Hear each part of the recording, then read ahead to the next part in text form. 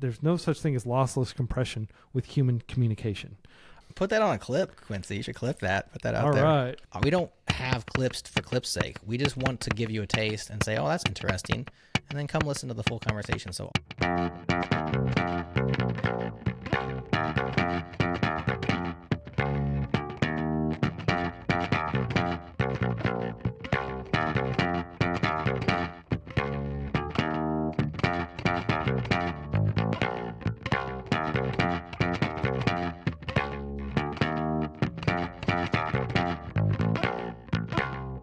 Welcome back to the Free Code Camp podcast.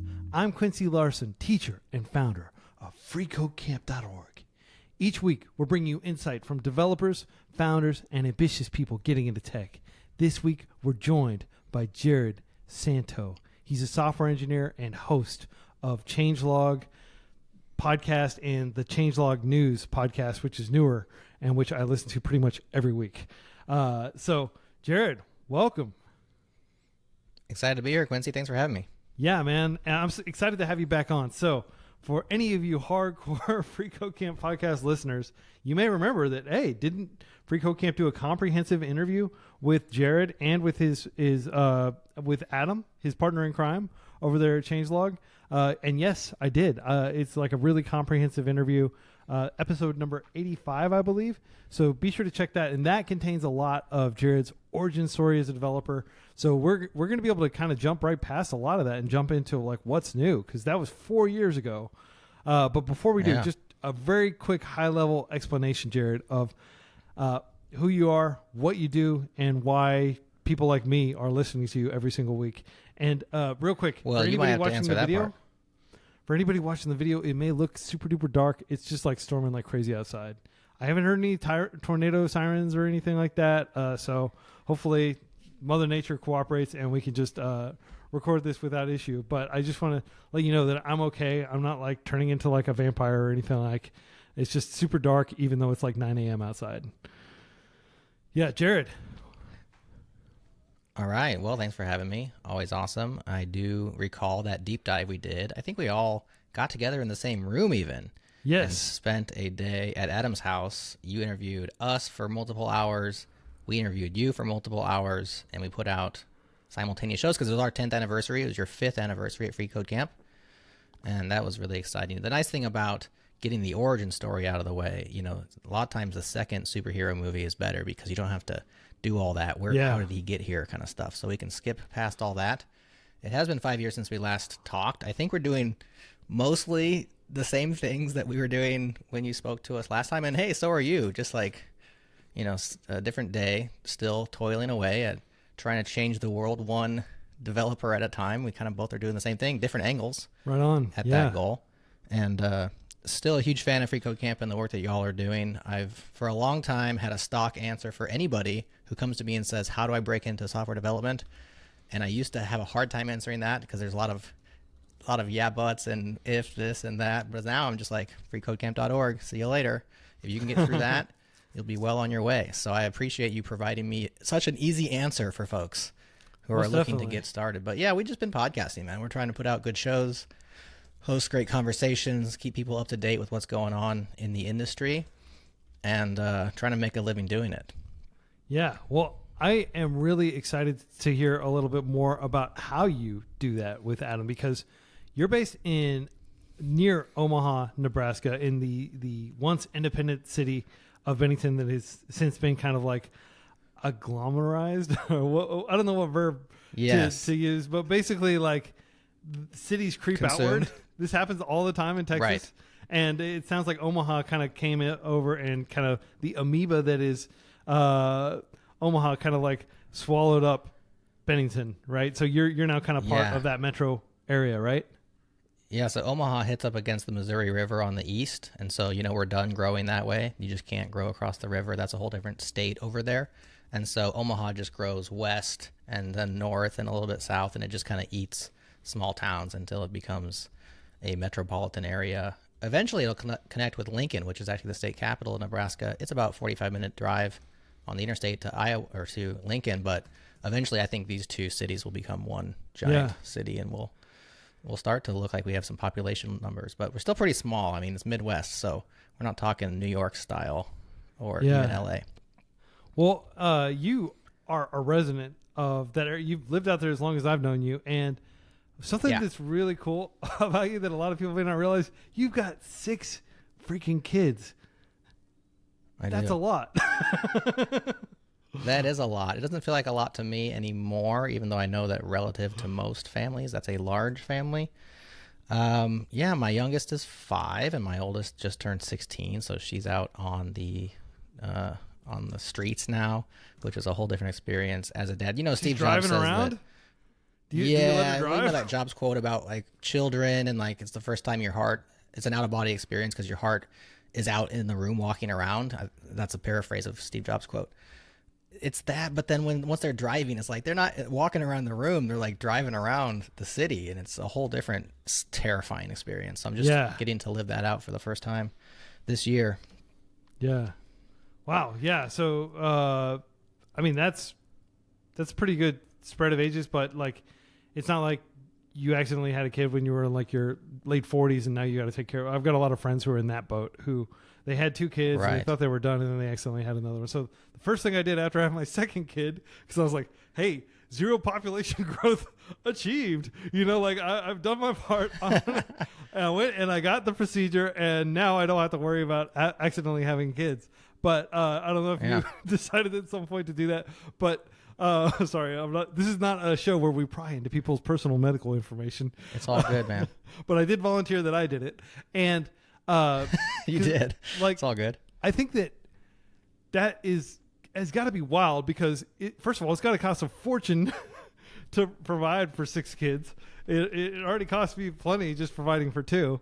Like, maybe you can talk a little bit about what your day-to-day life is like and like the pressure you feel to be able to provide for a family. Like, this is Brady Bunch, sure, right? I don't think you have like the live-in, like, you know, Obas on the lady that lives with you, the au pair or whatever it was in the Brady Bunch.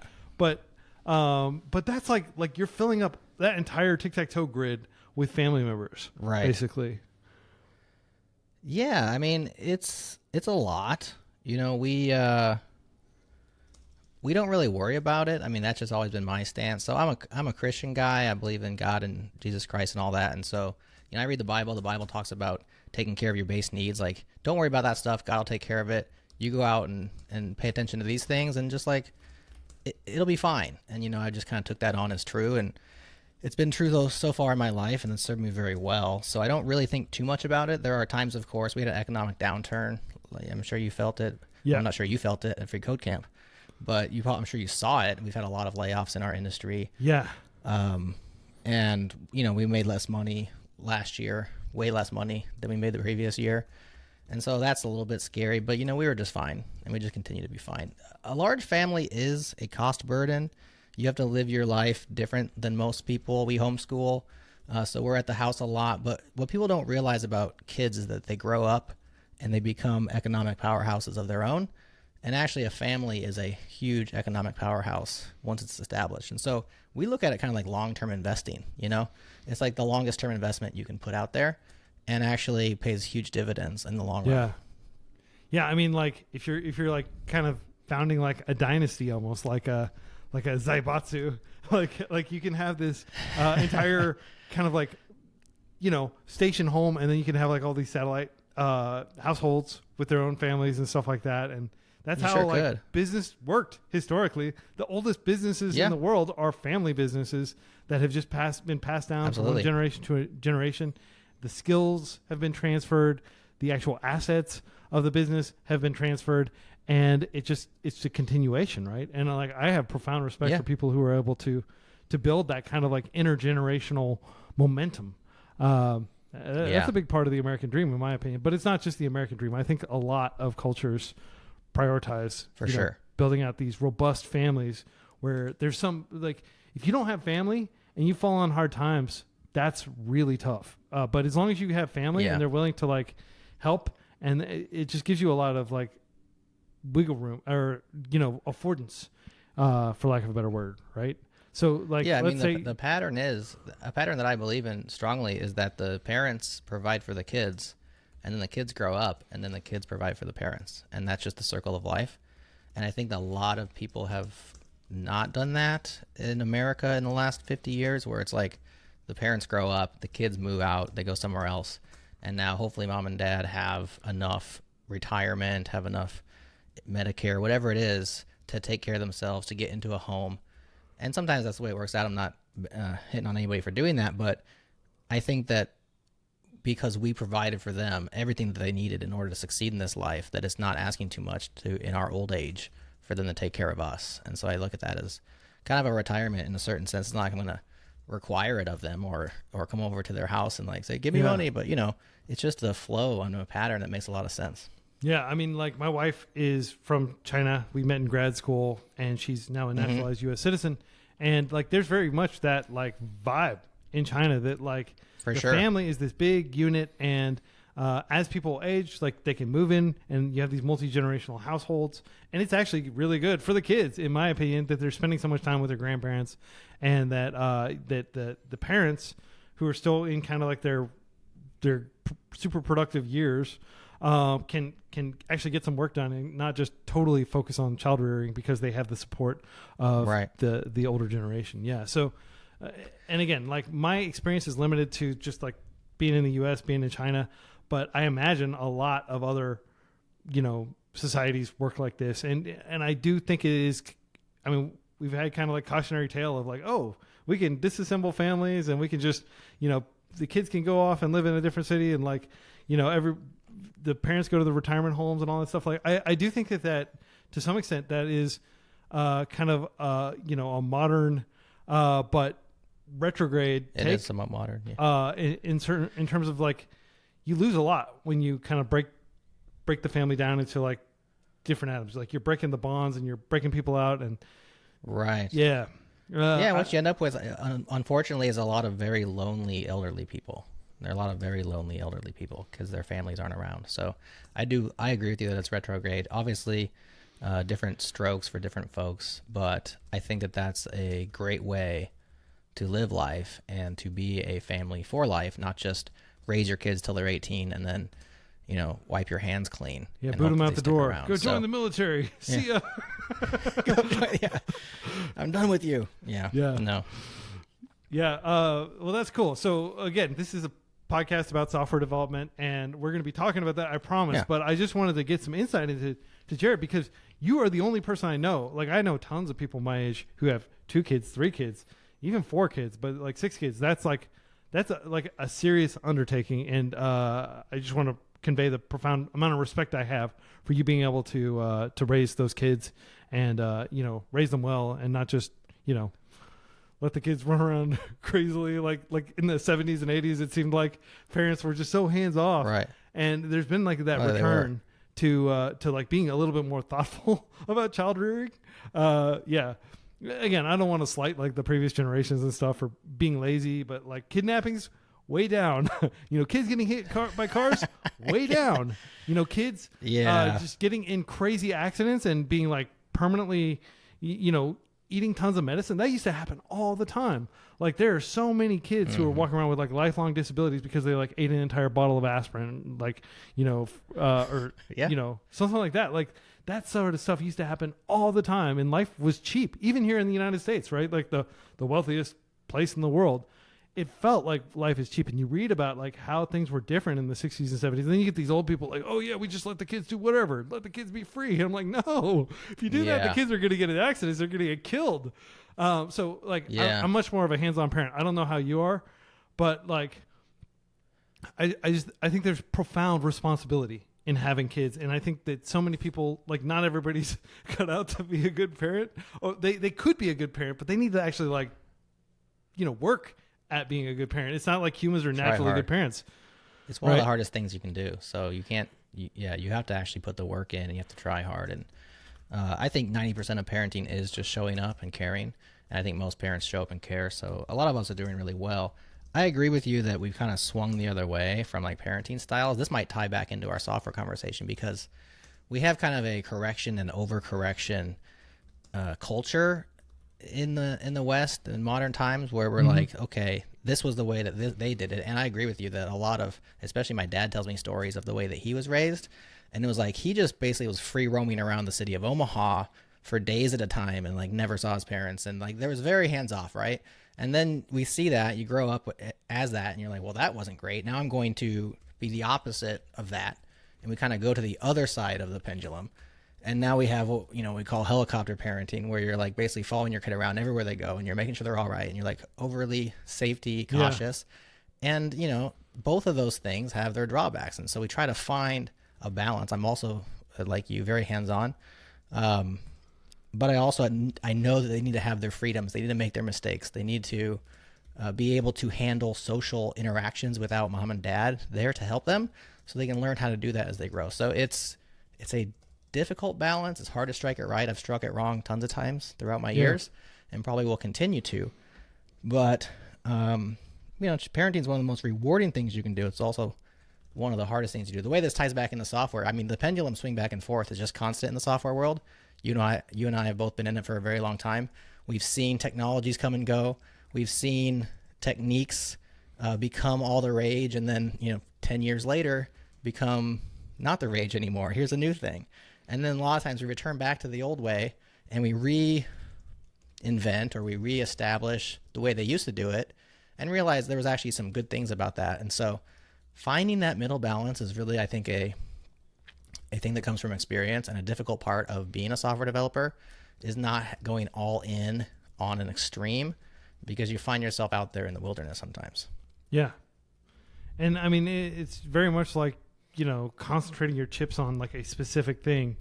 And I mean, you could win big if you just focus on becoming the world's expert on large language models, for example, and then bam, that field bears incredible fruit all of a sudden. And you're one of those very few people who can do this job well and has like all the published papers and, knows all the people in the industry, and you can basically name your price to go work at like NVIDIA or Microsoft or OpenAI or someplace like that. Right. But, a lot of time, like if you were working on a different branch of AI and you spent your entire career doing that, and that ended up being one of the branches that hasn't yet borne fruit, then, but the people who kind of like just were interested in AI in general and didn't specialize as much, but like went around and tried all the different things and kind of spread their chips across the entire table, those people I think are pretty well suited as well.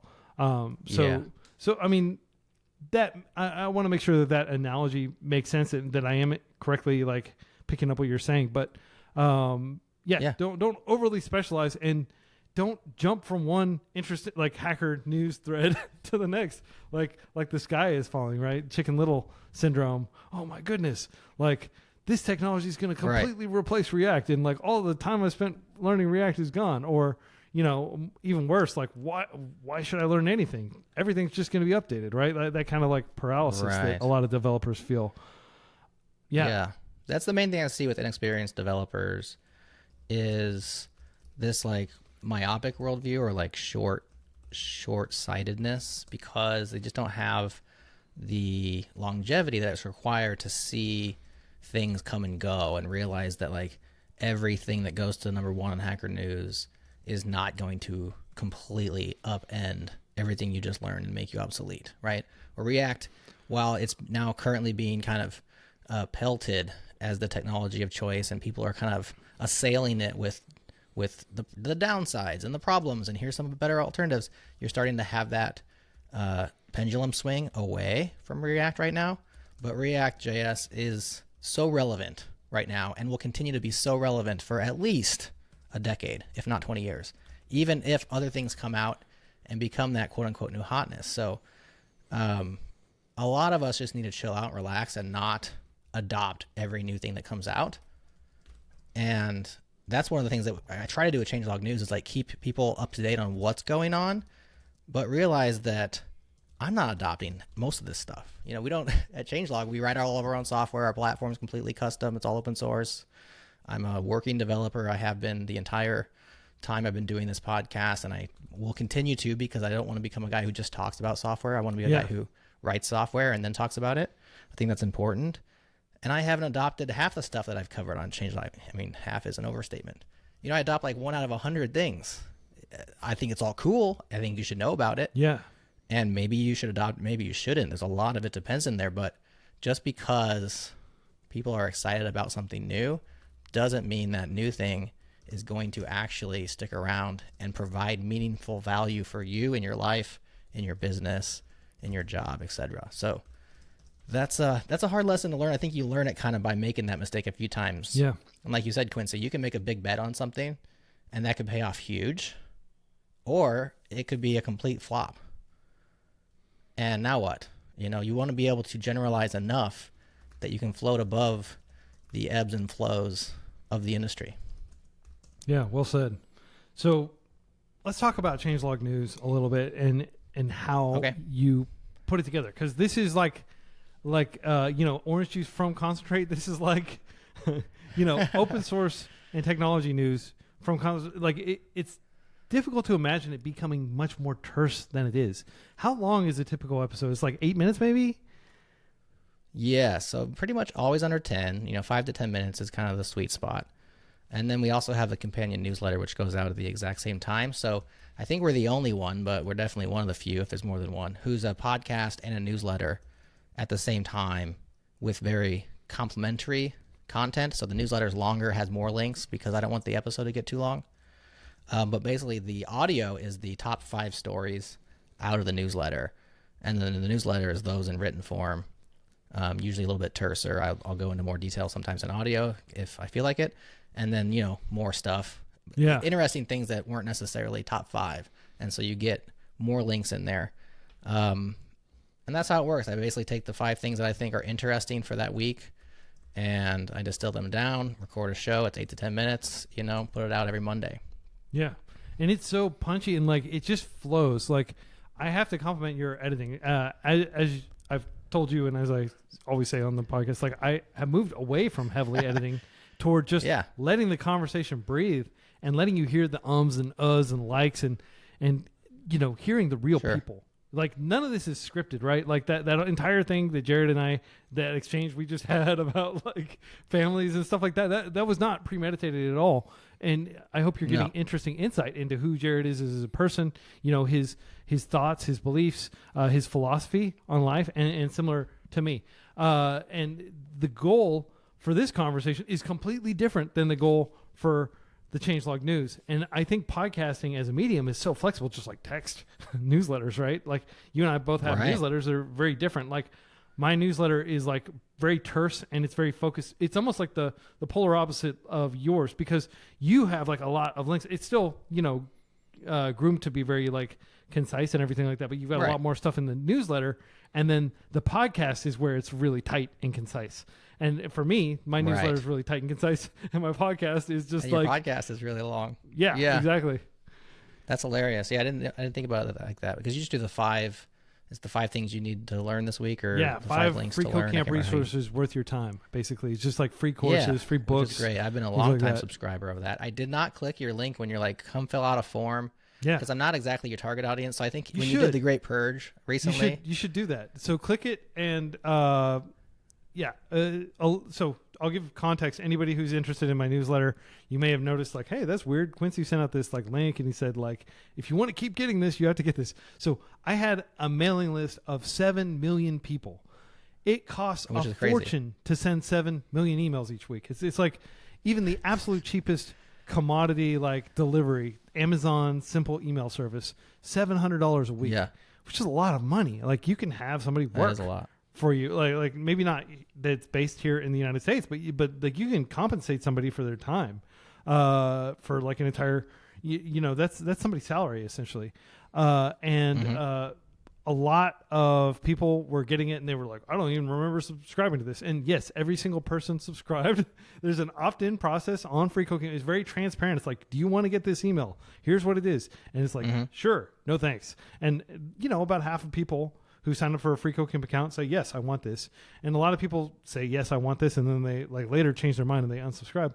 But I was well, I'm pretty sure because not every time I send 7 million emails, 7 million people are clicking through to like the articles. So maybe we could pare this down and we could save everybody a lot of time and energy by not filling the inboxes of people who have since changed their mind and no longer want to get this, but don't unsubscribe for some reason, right? And also 90% of emails that you send out to people are going to end up in Gmail.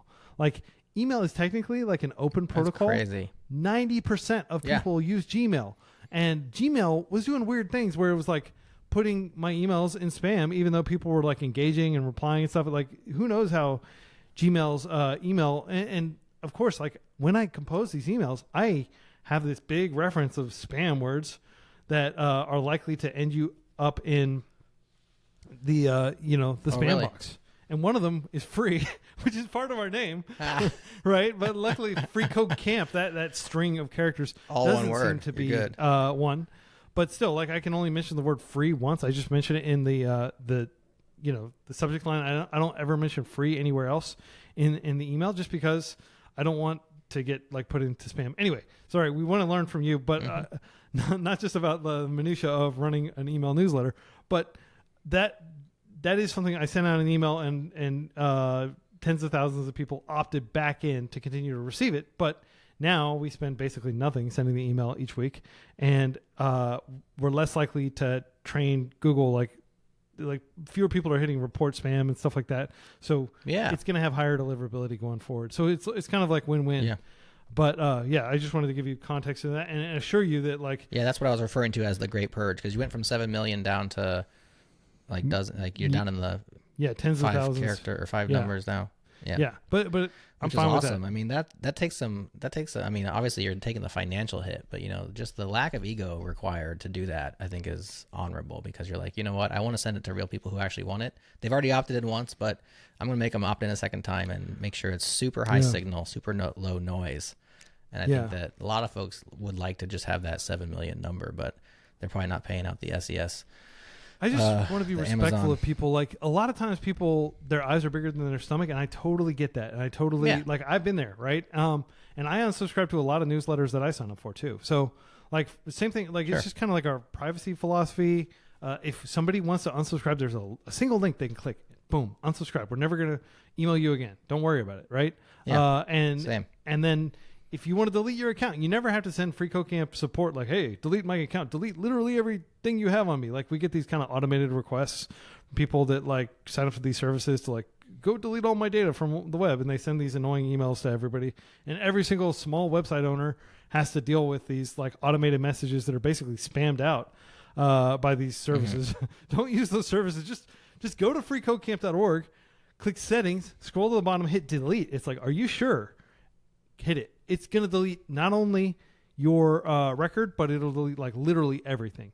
And in that record, even our backup is deleted after like a week. So like literally there will be no trace that you ever had a FreeCodeCamp account. And it's not like we're like selling your email to anybody or anything like that. If you read our privacy terms, they are extremely explicit. Like we wrote everything because we respect people's privacy. And anyway, so this is something I feel really strongly about, and I'm really irritated when people abuse like LinkedIn. Like, don't get me started on LinkedIn. I could talk all day about, and they've been sued repeatedly for this, but like they abuse your trust and they manipulate you and stuff like that with like these, UX dark patterns and stuff.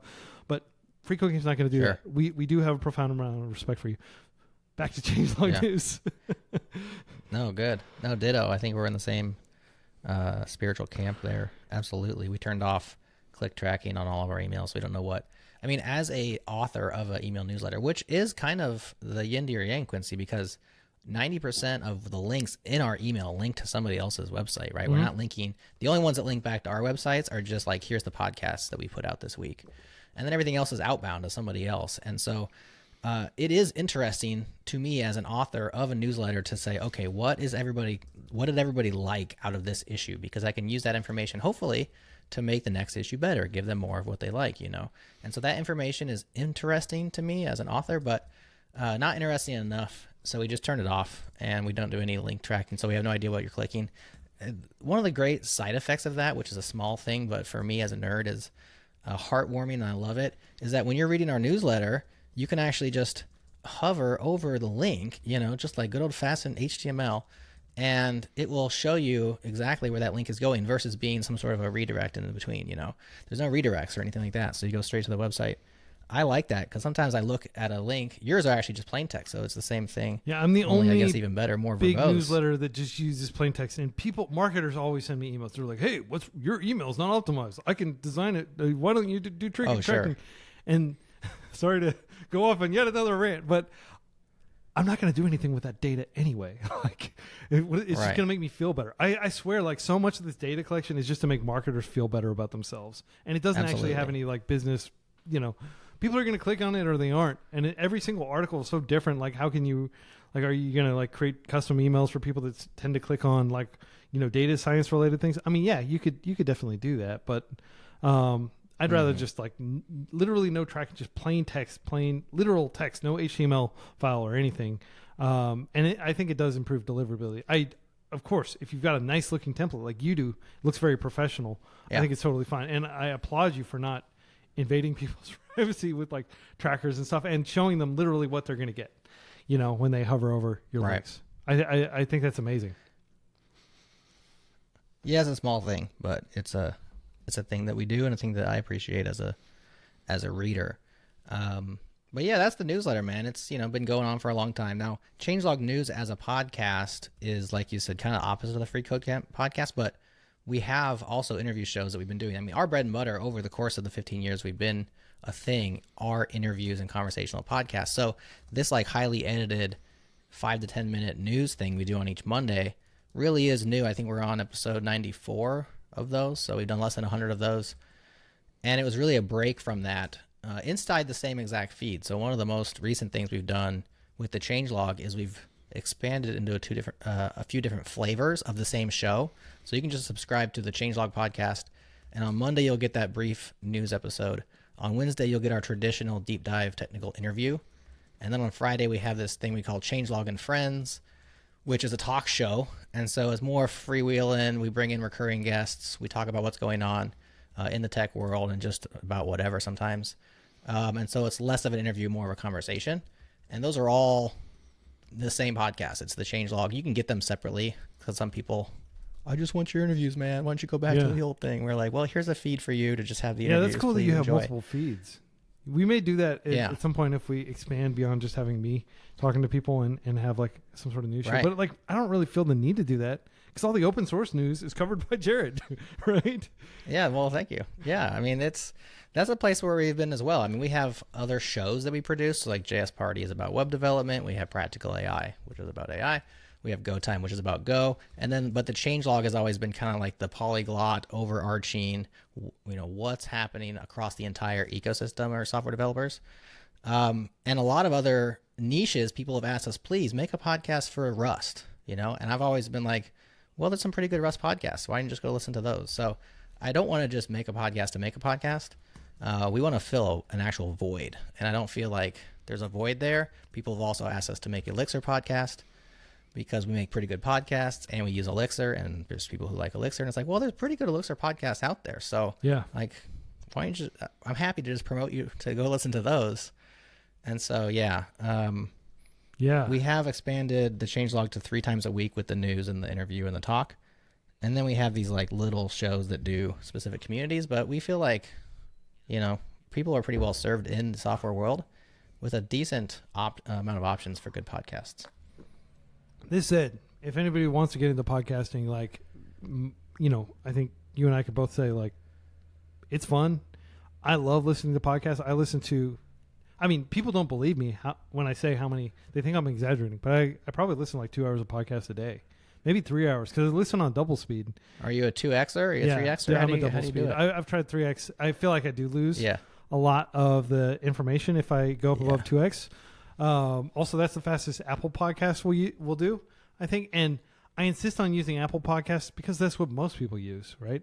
Especially outside of the U.S. People aren't using Spotify. They're not necessarily watching this on YouTube, though, people listening to this may be watching this on YouTube.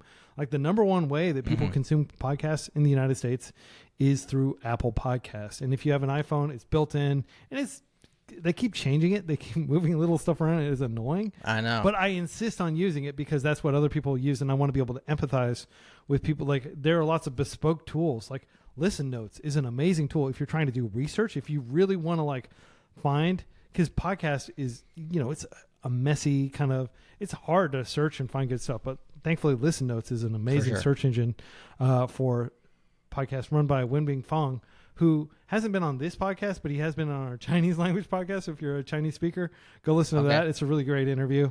I practiced my listening comprehension by listening to that. Super chill dude. But I think the main thing I want to say is on the note, like, there is so much room for interesting niche podcasts. If you want to write, you want to create a podcast about, what it's like to be a developer in Houston or something like that, right? Like, the Houston tech scene could absolutely have its own podcast if they wanted to. Like, and you can go as deep as you want. You've got people like me that are already listening like 3 hours a day. We need stuff to listen to. You've got truck drivers. You've got people who are just at their jobs all day and are doing something that doesn't require their full attention. They can continually listen to podcasts. It's really probably the most underappreciated and underexplored medium, in my humble opinion.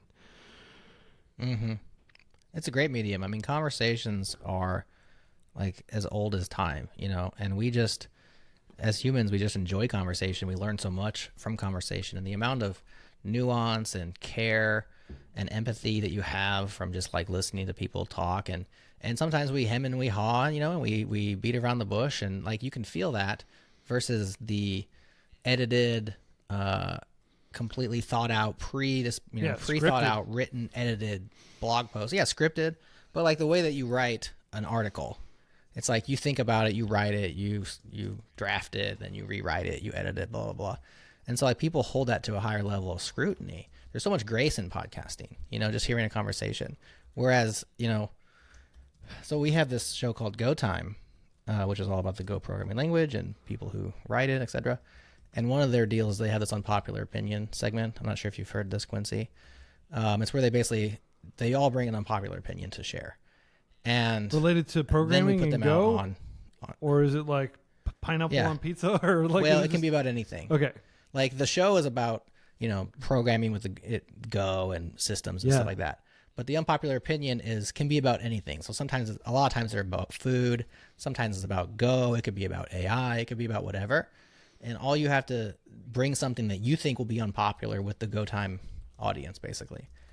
And so a lot of people come with this really brash one-liner, and we're going to put that out on social media we take a vote afterwards on each one. Like, is it actually unpopular or not? And what we find is really fascinating, which is that the one-liner is often unpopular.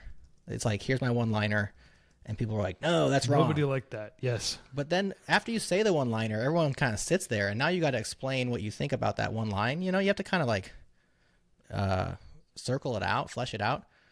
And oftentimes, if you actually listen to the 2 minutes or however long it is of the person explaining their opinion, by the time they're done explaining, you kind of agree with them. It's like, yeah, okay, I can see it. Like the one-liner was, essentially vote bait, clickbait. But then with the nuance, with the full context, with the it depends is, all that in there, it ends up being like, well, actually that's reasonable. And I think that's just a testament to the way the podcast work. Yeah. Yeah, I mean, like, I think I've been educated so much by just hearing dissenting opinions on podcasts over the years and getting that nuance that you don't get from headlines. And what is Facebook newsfeed? You scroll through headlines. What is Twitter? Right. Headlines. Or I mean, like, literally tweets have been constrained to where you can only have the headline. You have to do like an entire thread if you want more than that. It's a terrible medium. So yeah, like nuance is kind of just lost. And what gets clicks, what gets bubbled to the top is whatever outrages people, unfortunately. Rage bait. Yeah, exactly. Rage bait. Exactly.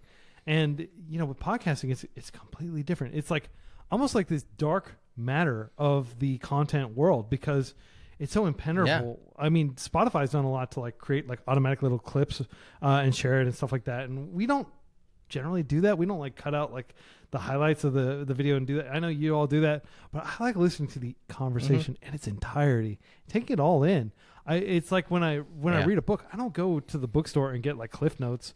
I go and read the actual book. You know, I want to hear everything totally.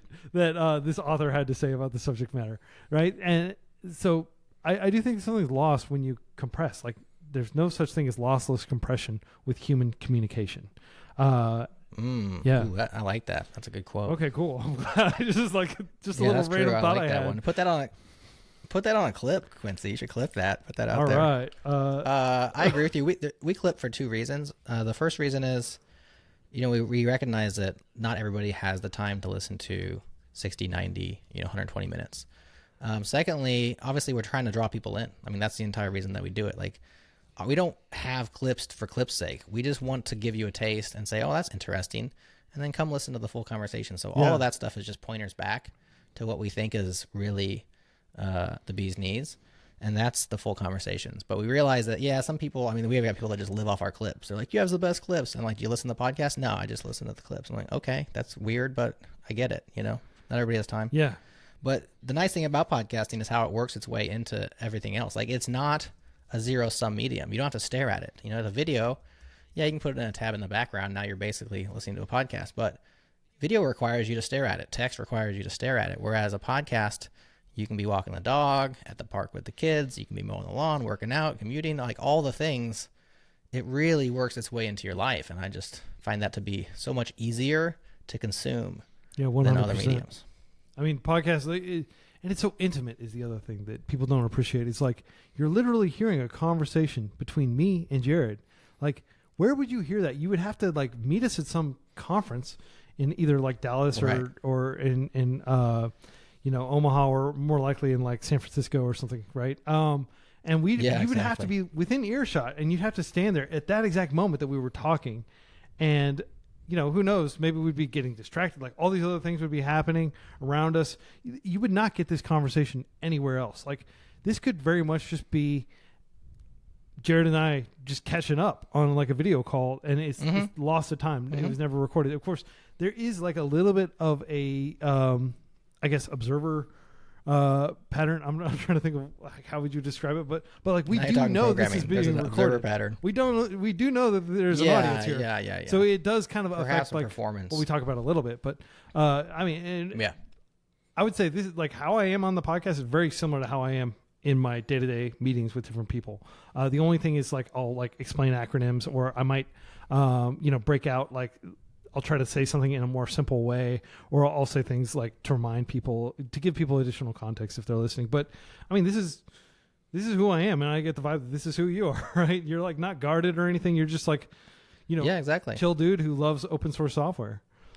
So absolutely. So maybe we can talk about the podcast and its origin story. Like, of course, we've already talked about the Changelog itself, but the news show. Like, what made you decide to do a news show? Yeah, good question. So we had a newsletter for a long time. It used to be called Changelog Weekly, and we did probably 400 issues of those, and that was just our weekly news. We didn't have any audio news, and we would sometimes discuss the news. So JS Party is another podcast that we do. It's all about JavaScript and the web, and on that show, it's more of we think of it like a variety show versus the Changelog, which is conversations. That's like we play games, we do silly stuff. We have like formalized debates, like there's a variety to it, and they're kind of like segmented and like, here we're going to do this, then that.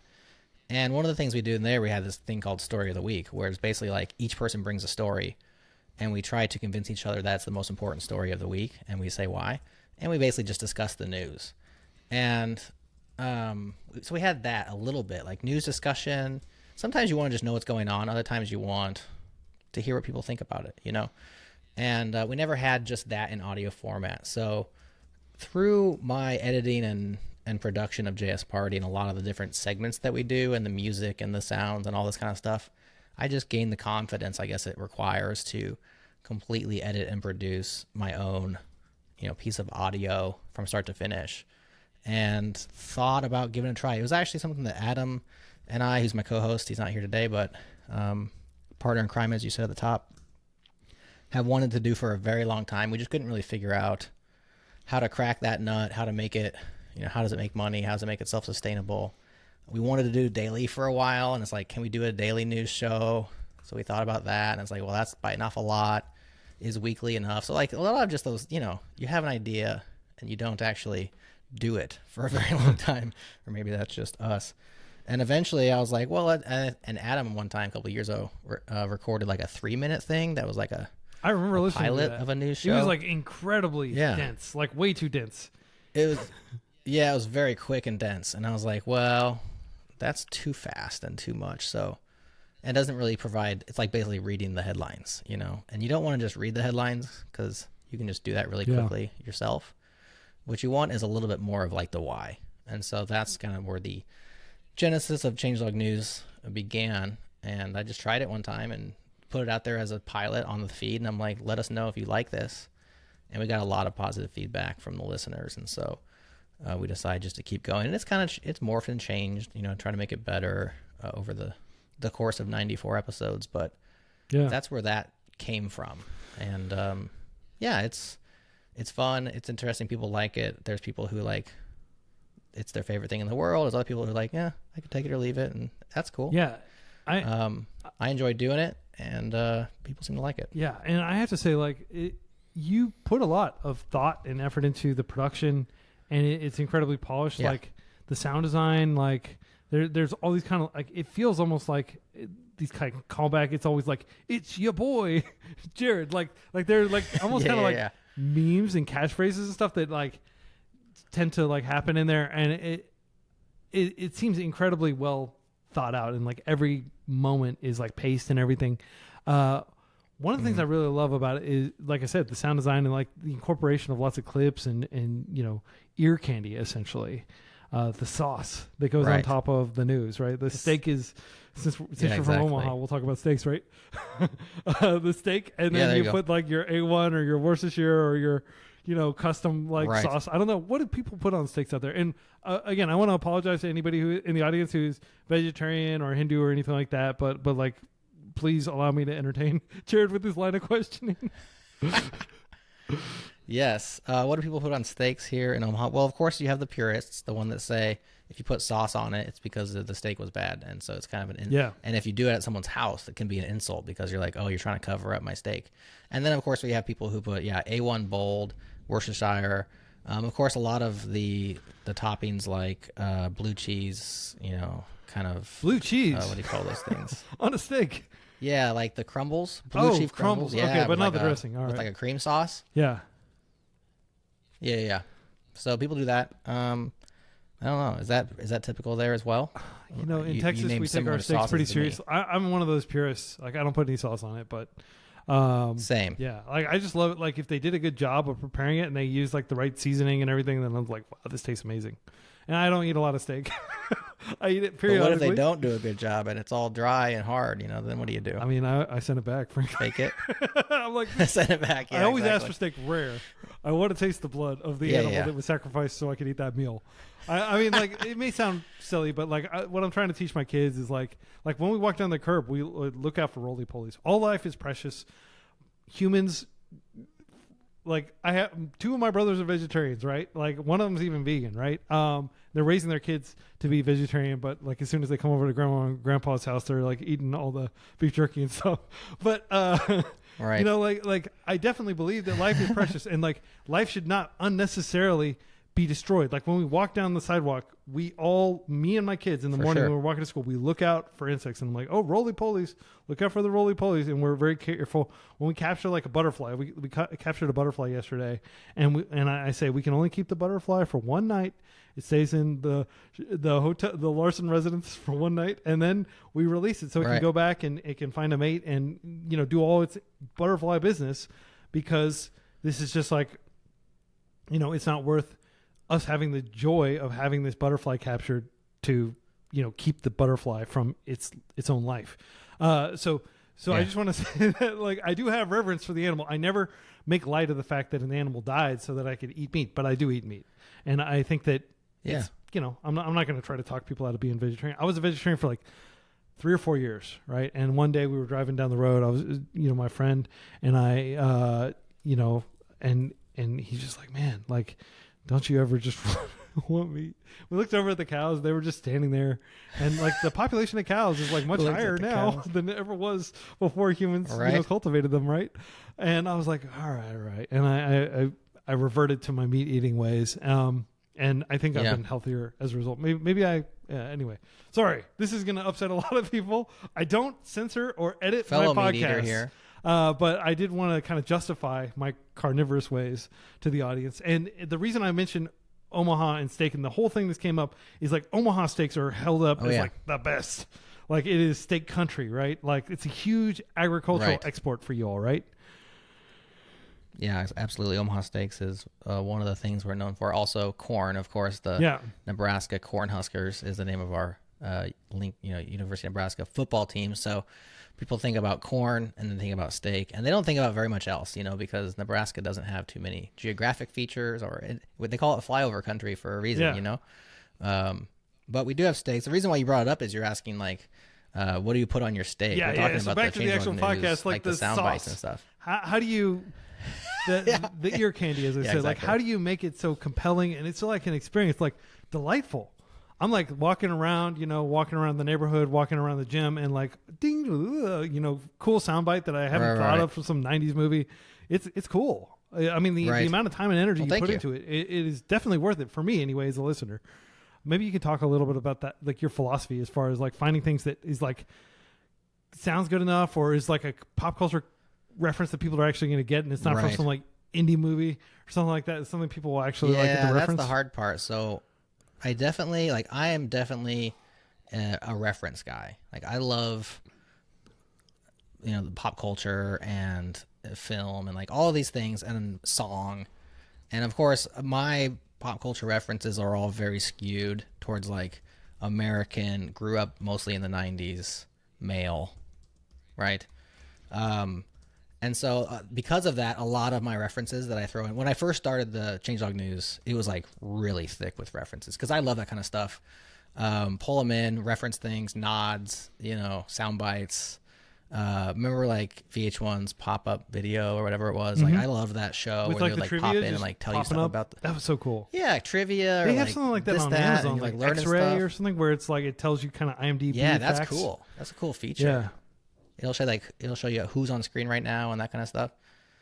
I love all that, and I really started out. I was thick on it. I was very thick on it because it was like a labor of love that I was doing. I was trying something new, and I probably overdid it for a while because we had some people complain like these references are stupid. There's a waste of time. Like I don't get them, and then we have people who love them, and so it's kind of torn. Like, well, which way do I lean? Because they're not really all that additive except for the ear candy. Sometimes you want that little bit of sprinkle on top, and other times you're like, oh, it's too sweet, less sprinkles, please.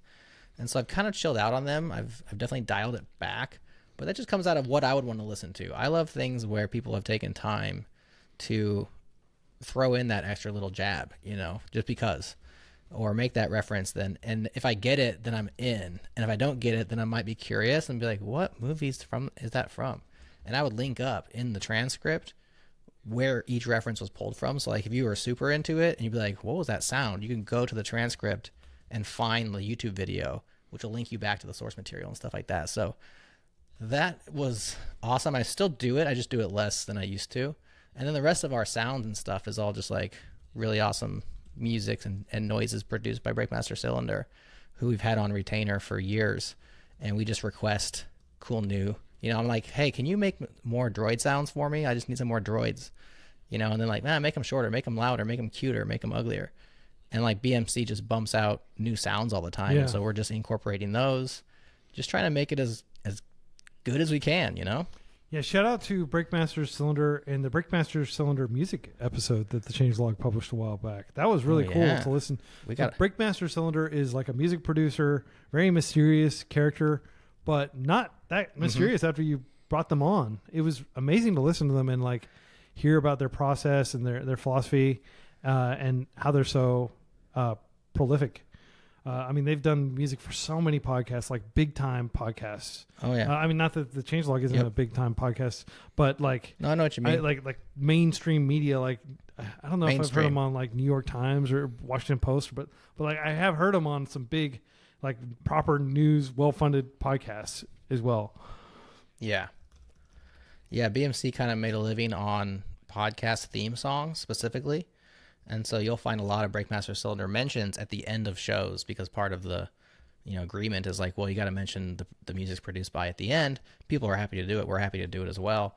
And we first heard about Breakmaster Cylinder because of the Reply All podcast, which was on Gimlet back when Reply All was a thing and Gimlet was a thing in the early days of like the second boon of podcasting.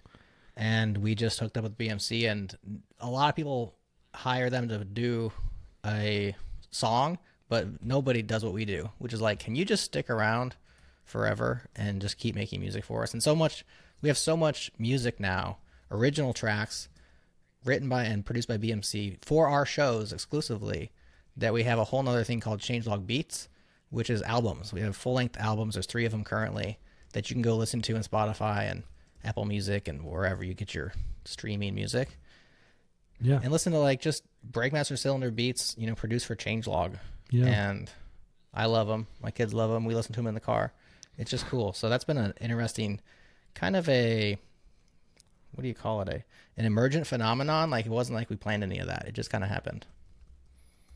Yeah. And I love chiptune music, and Breakmaster like often incorporates kind of like those kind of blips and like really fast arpeggios and stuff.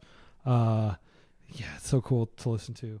And then Adam and I are big, like, I think we're age mates for the most part, Quincy. I'm 43. You and I. Adam as well. We grew up in the late 80s, early 90s. And so a lot of our influences are video game references. Yeah. So like we have an entire album called Next Level, which is just video game themed songs that we've asked BMC to create over the years. Like, hey, make us another one that sounds like Castlevania, make us one that sounds like Mega Man.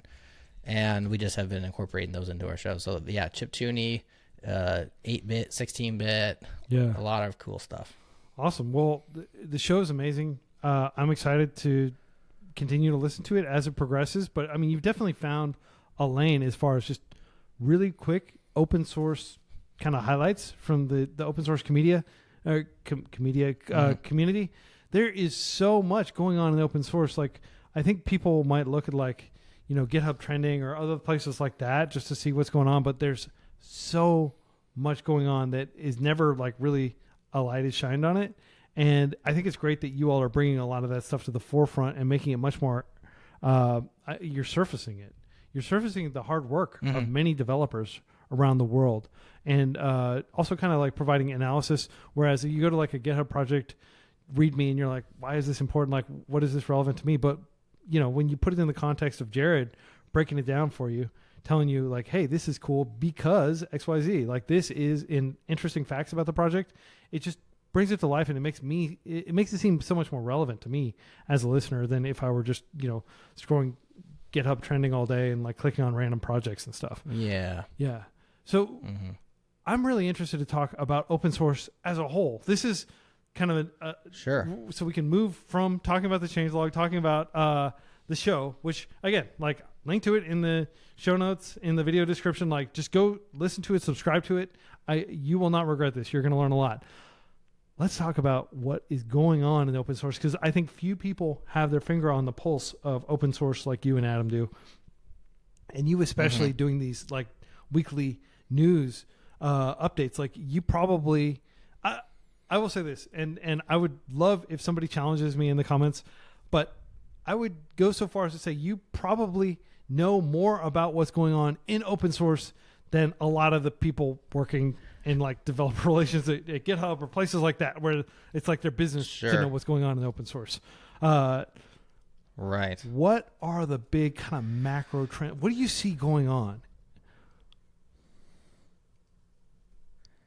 So there's a lot, like you said. And of course, open source is not just one big community. Probably never was. There's it's like made up of subcultures, so there is no such thing as the open source community, because like if you said, where does open source hang out? Like you might say GitHub, but GitHub's not really hanging out very much.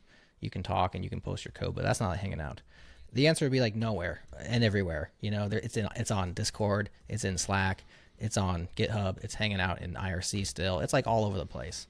So there's the community side, but then there's like what's going on what is the community doing? Well, right now there's a lot of hubbub around relicensing. So, of course, open source is defined by the people who maintain the open source definition at opensource.org.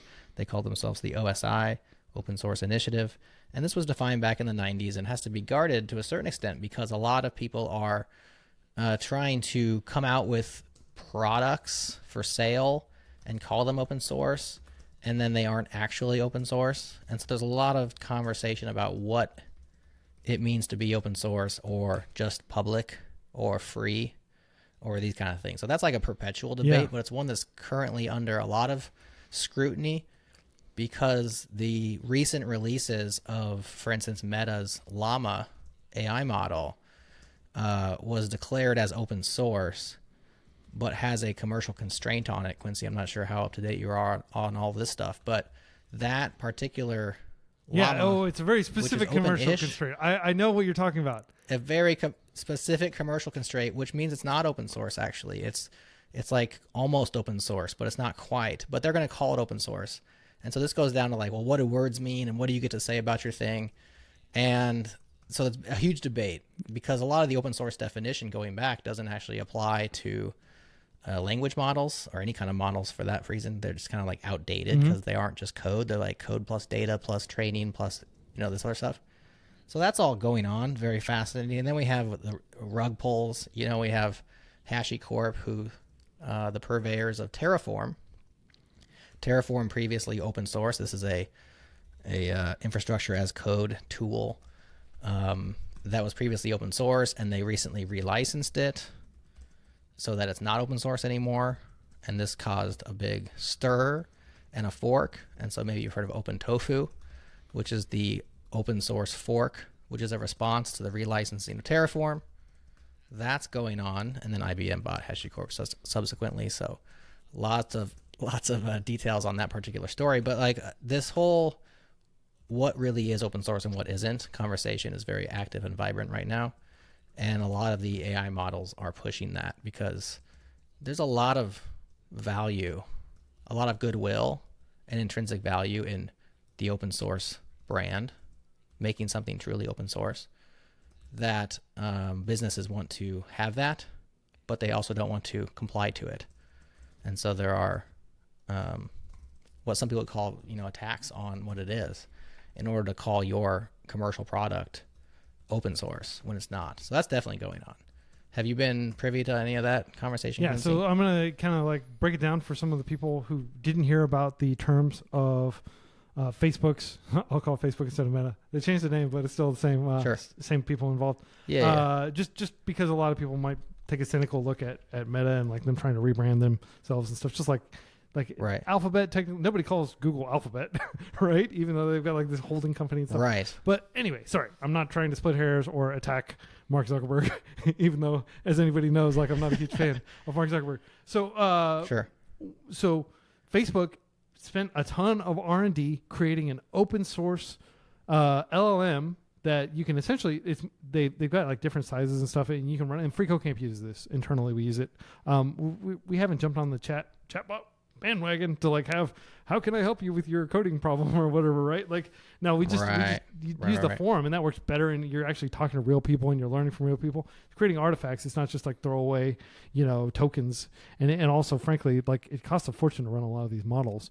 But it's really cool that Facebook open sourced it and made it available to everybody. So at the same time, Facebook realizes like, hey, Amazon could just yoink, like, let's go use this and let's build on top of it in secret and not contribute it back and all that stuff. And like, so all this. So they put a limit. I think it was like 700 million. If your service has like 700 million users or more or something like that. Monthly active users So something like that. I don't know the exact number, so but it's a large not amount of quite up there. monthly active users. We might be up there in like 10 years or something, but yeah, I'm not that worried about it because we're not using it for commercial purposes or anything. freeCodeCamp is a charity, and as a charity, we're able to like use all kinds of stuff, and it's not for commercial purposes. Oh yeah.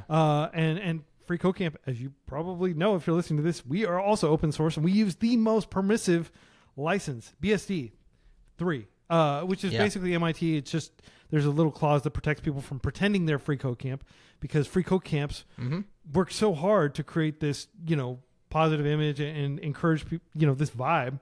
And we don't want, fraudsters to basically pretend they're freeCodeCamp and like try to defraud people. And unfortunately, if you don't have trademarks, things like that, like you get the people that step in and like, hey, I created a freeCodeCamp for my community. Just $1,000, your kids can come and like learn to code. Right. And like you get a lot of that stuff. But so the only protection on our repo is that you can't pretend to be freeCodeCamp. You can use our code, and lots of people do. They spin up white labeled versions of freeCodeCamp to run, like lots of coding boot camps were doing this. For example, a lot of universities do this. A lot of people who are in prison are using freeCodeCamp running on a local area network, and they may have made like slight modifications to that so that people in America, you can't have internet access if you're in prison, which I can see the reasoning behind that, but they need to figure something out because it's a huge impediment to people being able to retrain and prepare for the outside world. Anyway, this is not a discussion about like those kinds of topics, but my point is, historically, open source was open source. Like this is what open source is. You can't call yourself open source if you're limiting the number of users that a company can have, just because you don't want Microsoft taking your tech and like you don't want Amazon taking your tech and stuff like that. Like very few services have more than 600 million users a month. Like I think there may be like very few. A few handfuls. You could name them on maybe two hands. Yeah, and like probably a lot of Chinese companies, maybe some Indonesian companies. I don't even think Indonesia, because there aren't 700 million people in Indonesia, right? Like you're really just talking about like major apps that are designed for, mass market. Like Facebook has, I don't know, billions of users, right? Like they don't want people to take their tools and compete with them. So that's one thing. And then the other thing, what you said about Terraform, I didn't even realize that was happening. You may have mentioned it on Changelog News, but I didn't realize that they had changed the license. Where do you fall on this? You are somebody for whom open source is not only a passion, but it's like what you work in. Like you are swimming in a sea of open source, and you're kind of taking it and interpreting it and distilling it for other people to be able to keep on top of. What do you think about some of these changes? Yeah.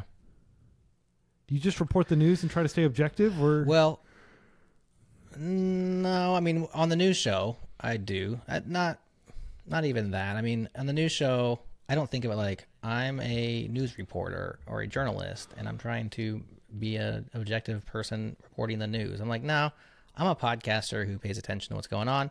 I'm just Jerod, and I'm going to let you know what's going on, why it's interesting, and maybe what I think about it. Sometimes I don't say what I think about it. Sometimes I do. It just depends on how I feel about certain things. But the first thing is that it's all very complicated.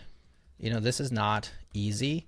Open source meets business is one of the most fascinating little intersections of things because of how complicated it all is. I mean, even your nuanced description of your license, which I completely understood, probably was lost on a few people, not because you didn't do a good job, but because it's very complicated to say this license means this, but you can't do that. And there's a set of licenses that are approved by the open source initiative, who are the people who define and defend the open source definition. And then there are ones that don't.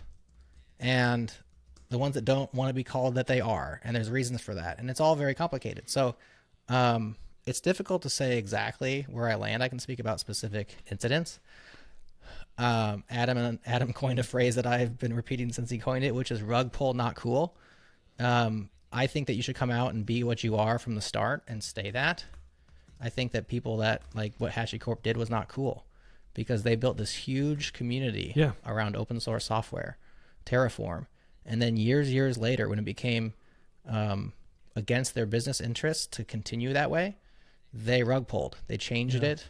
They made it no longer open source. And all these people who had given their resources, supported the community, whatever they've done over the course of years, adopted the technology, they all had to grapple with a decision to make. Well, do we now pay HashiCorp for Terraform, or do we fork it and do our own thing? And they decided to fork it. Yeah. Redis is the same way. Redis was relicensed recently, no longer open source.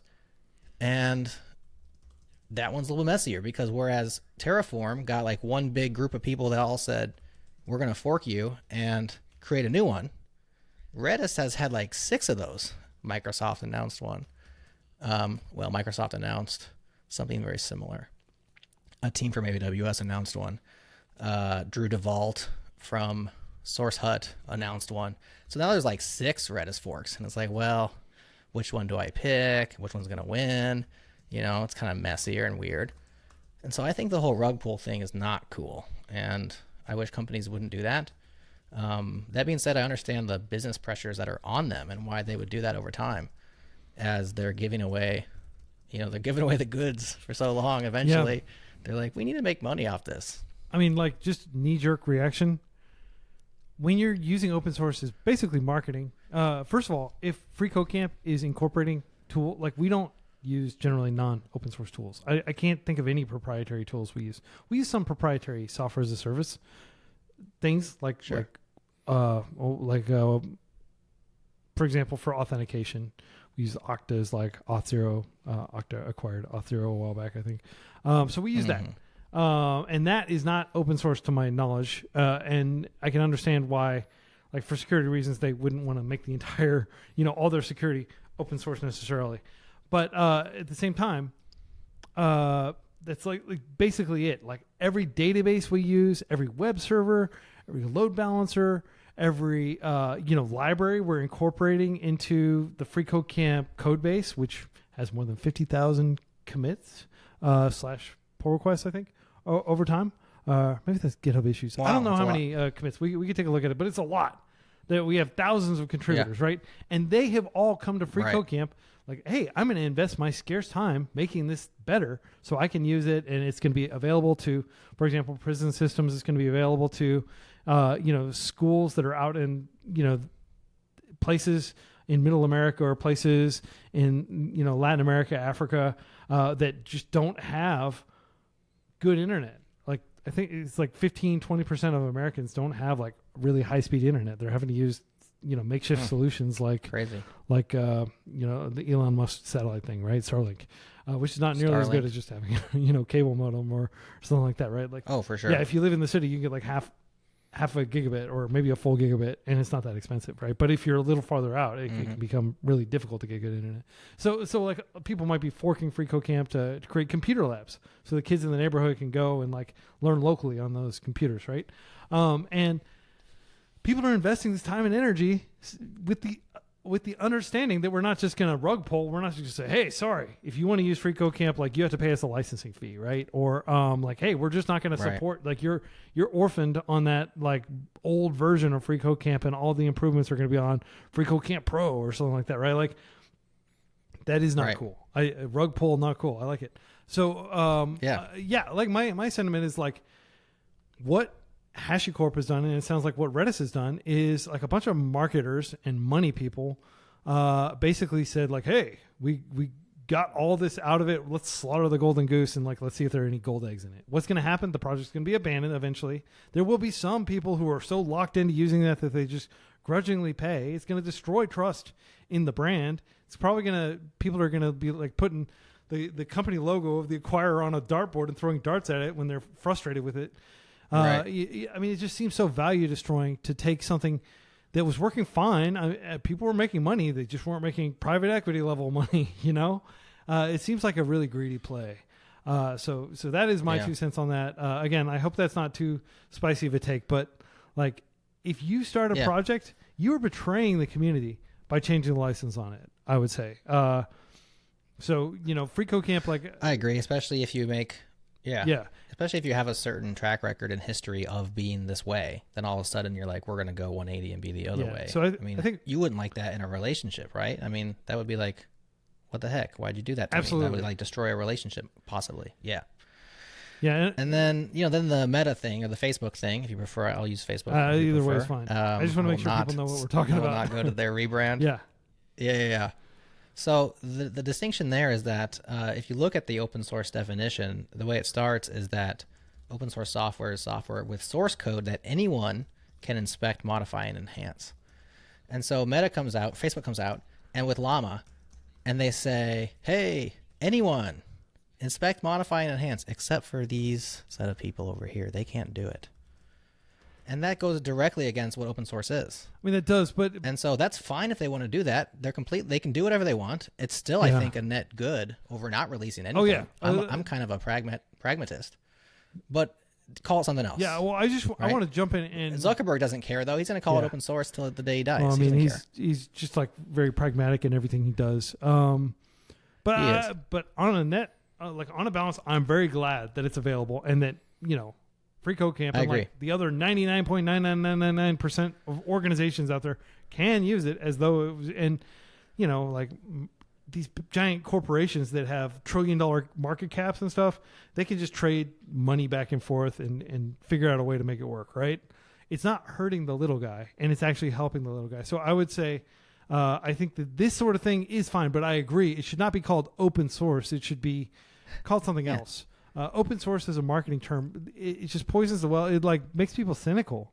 Like I don't want people contributing to Free Code Camp to stop because like, hey, Free Code Camp's everybody's just gonna grab their rugs and they're gonna pack up their stuff and they're gonna leave with all our contributions in tow, right? So I do think it harms the ecosystem for sure. But again, I just want to emphasize, Facebook was very transparent in what they're doing. I don't like the fact that they used the name, but like I will be pretty pissed if they go back and they change the terms again to like, oh, actually, if you have more than 10 million, because we noticed Free Code Camp was using it and we want Free Code Camp to give us money, right? Like I'll be very upset if those terms keep changing downward, and if this is a trend of like kind of like a tightening of like cranking the ratchet. Yeah, because not every like Free Code Camp has 1 million people that use it every day, right? But we're not a multi-million-dollar, like I'm trying to think of any company that has more than 1 million people who use it every day that doesn't have any money. That's like a tiny charity, right? Like there really aren't very many. Like Wikipedia is probably the only other website I can think of that has millions of people using it that also doesn't have just a ton of money. Now, and they've gotten some criticism for having a lot of money, but like if you look at like hundreds of millions of dollars saved at Wikipedia, it's a fraction. Apple has $100 billion in cash reserves. $100 billion. That's like the market cap of like 10 of their competitors or something, right? Just in cash. Yeah. So criticizing Wikipedia for having like $200 million in their endowment or whatever, or it's totally different. And I hope people don't fall for that kind of, I guess, anti-nonprofit rhetoric, because there are some people that just want to watch nonprofits fail. They want to see, they don't want to believe that charities can exist, and they don't want to believe in altruism and all this stuff. And they've got this weird worldview. I don't see how calling things open source that aren't open source does further our cause, though, as developers who believe that software wants to be free, and also believe that if you build something, you should be able to get money from it, but like monetize something else. Don't monetize the open source part of it. Have like an open core model. And I think there are lots of companies that have an open core model, or my favorite model, and I'm not sure how profitable this is, but I met with Jeff Atwood, founder of Stack Overflow, co-founder actually with Joel Spolsky, and I've interviewed both of them on the Free Code Camp podcast. Both interviews that, in my humble opinion, if you're a serious dev, you should go listen to, because they drop so much knowledge. But I do see how, like with Discord, it's free, it's open source, but you can pay them and you get a nice hosted, pre-configured setup. And like if you're a busy website owner and you don't want to hire like a freelance dev to go and configure this and maintain it and stuff, just pay them like $100 a month and they'll handle the hosting, they'll handle the security, they'll handle everything. So I think that is a good model. And I think the model of like, let's just get a whole bunch of critical mass around this project and then we'll just change the license and sell it to IBM. I don't think that's good. And I think that's really damaging. And it may be good for that individual firm, but it's one of those kind of like tragedy of the commons. Open source is the commons, right? The term open source, the notion that anybody can contribute to software, and this process that takes unpolished rocks, drops them in the rock tumbler that is open source, and you pull out these beautiful polished stones at the end of it because, given enough eyeballs, all bugs are shallow. You've got all these devs that care, that want to make things better, that are volunteering their time. Like that beautiful process that we started, that has been part of the hacker ethic ever since, personal computers arrived back in the 70s. Like we're losing that to cynicism, and we're losing that if we don't protect this definition of open source. So yes, I am absolutely willing to say Llama is not open source. Right? If that means that we can keep open source protected in its current state. And the bureaucrats over at like OSI probably don't get nearly enough credit for like doggedly defending what seems like a pedantic distinction. But you and I know that it's not a pedantic distinction. If this falls, it's just like a whole bunch of other dominoes are going to fall and we're going to lose what we have. Right. Yeah. The strength of the brand of open source, if I can just use the term brand, even though sometimes has a negative connotation, but I mean, it really is. Knowing something's open source, it immediately speaks to a lot of people about what that means. And the strength of that is how clear it is, right? Like when you say open source, I know what that means. You know what that means. And we can, and all let the goodwill flow, right? Oh yeah, we can use it for our website. Let's grab it. Of course, now there's permissive license and there's copyleft, right? License. And so there's that little bit of a rift inside of open source. Both those are open source things. And so there are nuances there, but generally speaking, saying something open source means so much to so many people and it's very clear. And so yes, the people who want to muddy that definition and bring things in and call them open source that aren't, they will characterize the defenders of the definition, the OSI and people who believe it's important, as pedantic, stodgy, whatever, word nerds, like all kinds of things. Like nobody cares. You're the only ones that care. It's like they have to care so that the rest of us don't have to think about it. And once that clarity is destroyed, now the term is destroyed and now we don't know what it means. You say it's open source. I don't really know what that means anymore. And we've lost something that's been really a huge value to so many people around the world. 100%. And I just want to make it clear, like I use the term bureaucrat not pejoratively. I actually believe bureaucracies are good in a lot of cases. Like they slow things down. And in a lot of cases, that's what you want.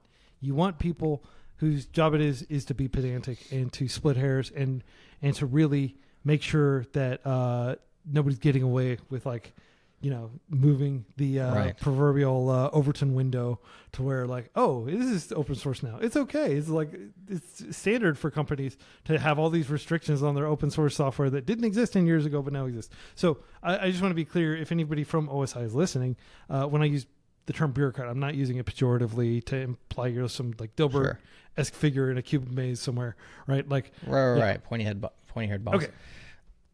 I think that bureaucracy is a lot like the helicopter parenting, right? Like we need some of that, but the problem is that we get steeped in too much of it and everything grinds to a complete halt. And which is why so many people see it as a insult to say bureaucrat, because we got too much of it.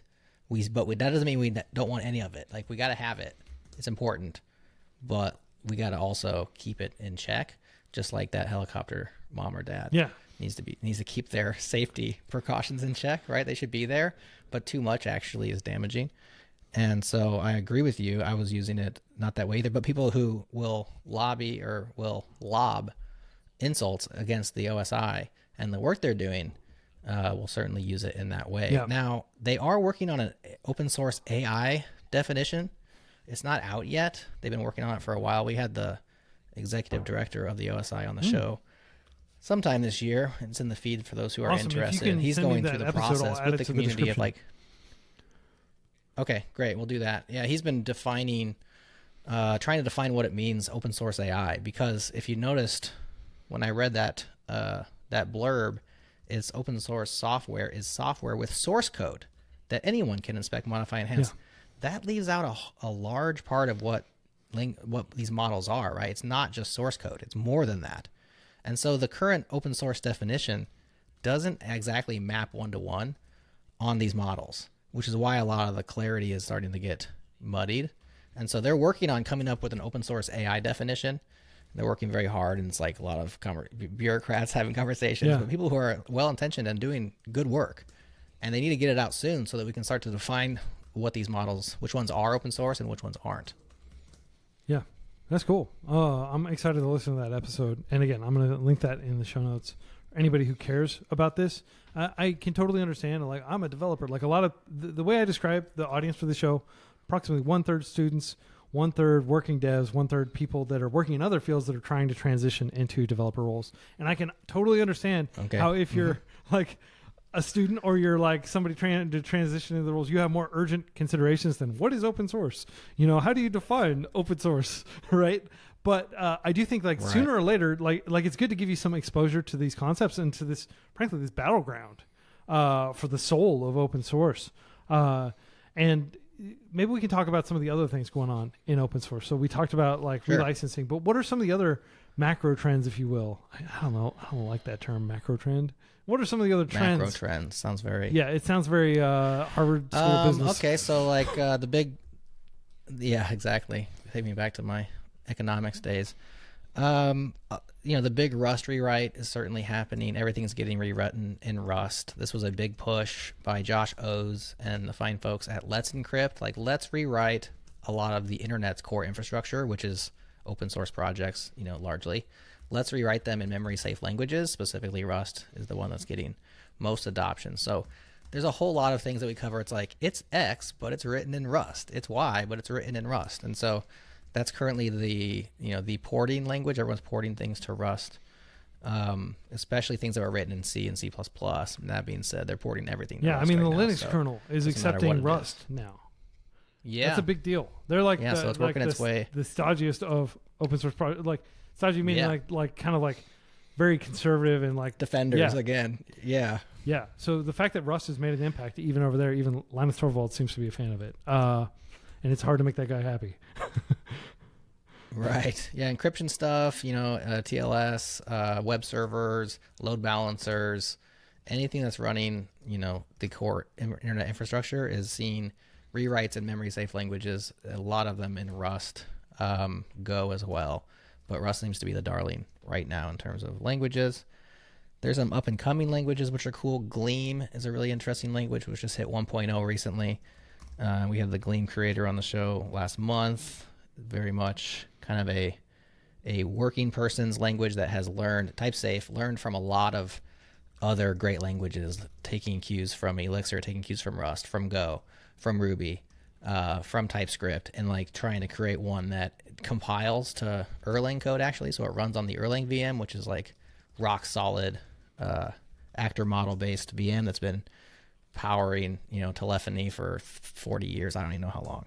So Gleam is cool. Telephony, by the way, other is languages. like telephone-related stuff. Is how I would describe Yes. it. It's a fancy-sounding word, but it basically just means like, switch code and like I don't know. Yeah, things that we don't think about much. Like, remember the term POTS? I don't know if you ever learned that one in school. POTS, the plain old telephone system, which was like, copper wires that ran around on poles everywhere. And now it's all, of course, Fiber optics. the different Gs, right? The cellular networks. But so Ericsson or Erlang is from Ericsson. That's the Sony Ericsson. So coming out of that place in the world, very much have been like doing hot code deploys since you and I were in diapers. So these guys know what they're up to. And so the Erlang is a very rock solid virtual machine, and people are now building things on top of Erlang, such as Elixir, such as this new Gleam language. That's so cool. I had no idea that Erlang came from like Sony Ericsson language. Yeah. Now I can see why it's like super old. It's been around a long time. Yeah. Gleam. Yeah, exactly. Gleam is a cool name. Like, have you ever seen that movie Gleaming the Cube? Like Gleaming the Cube. Yeah, 1980s. Is that a Christian Slater? That's skateboarding movie. I think so. Isn't it about skateboarding? What's it about? What is Gleaming the Cube? I'm forgetting now. Yeah, it's about skateboarding. I remember we named an episode Gleaming the. Yeah, I think it's about skateboarding. Gleaming the Cube, 1989. There's another great skateboarding or not, but Christian Slater 80s movie about pirate radio called Pump Up the Volume. Have you seen that? Oh yeah, Pirate Radio. I remember that. That's a great movie, man. I have. Yeah. He stuck it to the man. Christian Slater was the man back in the day. Yeah. Yeah. He's a cool dude. He's in Mr. Robot. He's a cool actor. Oh yeah, he is. Yeah, Mr. Robot's good. Yeah. So that's another trend is Erlang. Man, I still can't get over that Ericsson. I heard that. I've heard people talk about Erlang so much over the years, and I had no idea. Plain old telephone system, telephony. You're like really shaking loose a lot of the connections in my brain. I'm really rattling some things in your brain there, Quincy. Other trends. Yeah, Erlang is cool. So Gleam, the Rust rewrite. There's other language coming up. There's one called June, which is trying to be like a Rust successor.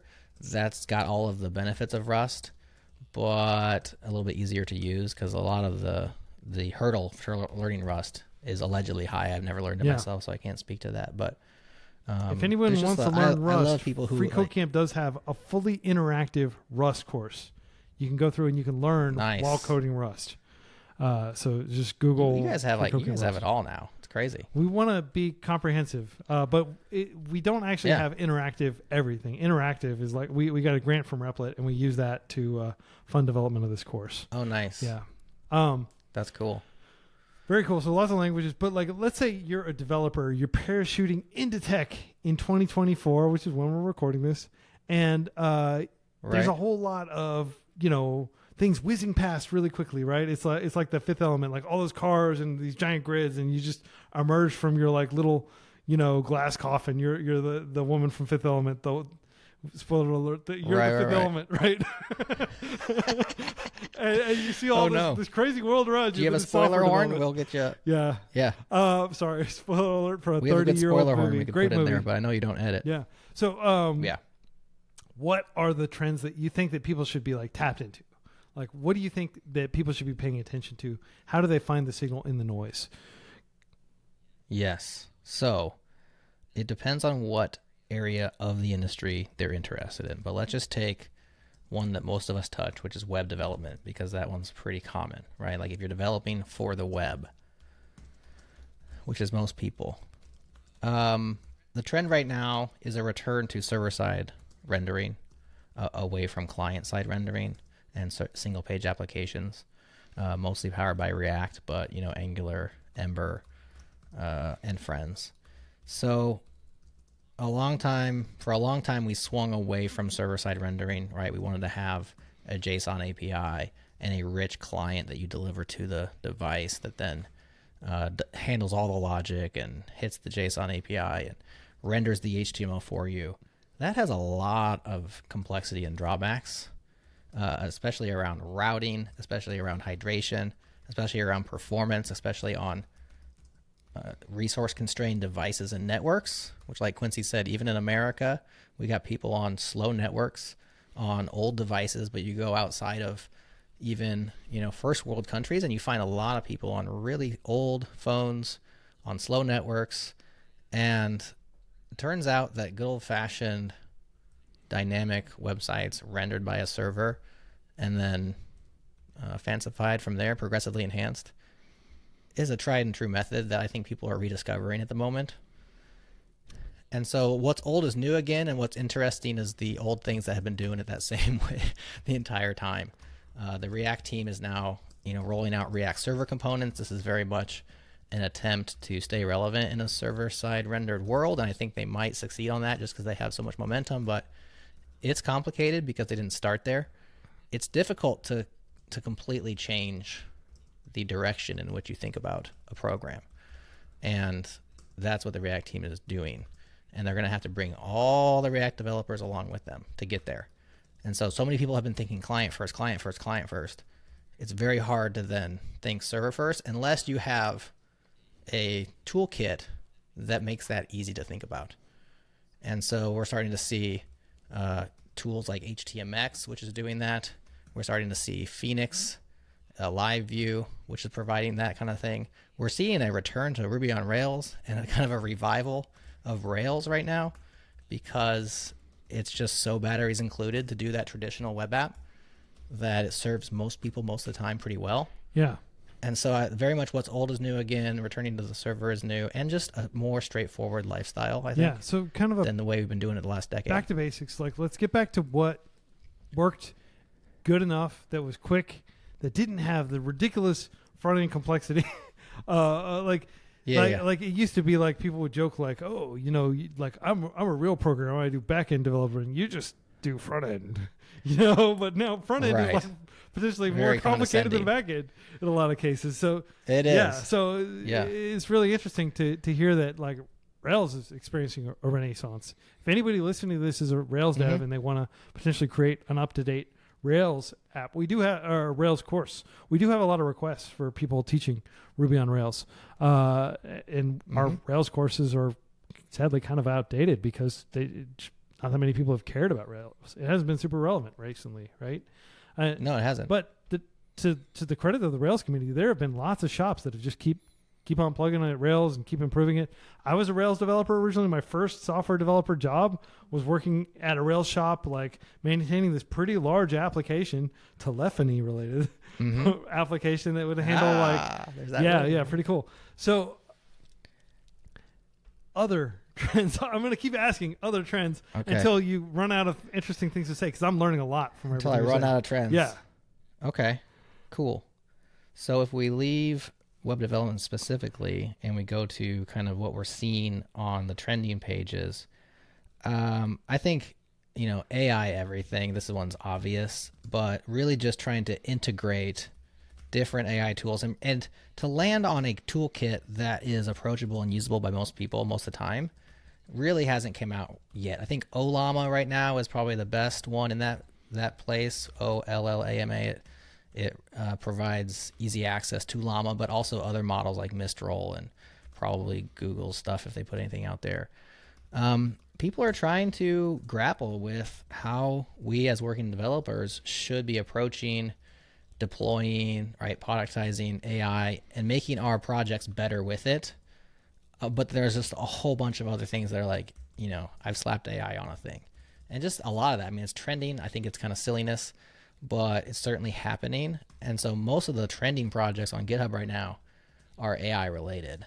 And it's been that way for a good 18 months. And I'm hoping that it ends soon, but I don't think it's going to. What's your take? I have to get your take. AI. Sure. In its current iteration, lots of chatbots, like maybe people doing stuff on the back end where they're like having the machine talk to itself and like they're using words to get to evoke sentiments among machines so that it can paint in like a certain style or do stuff like right.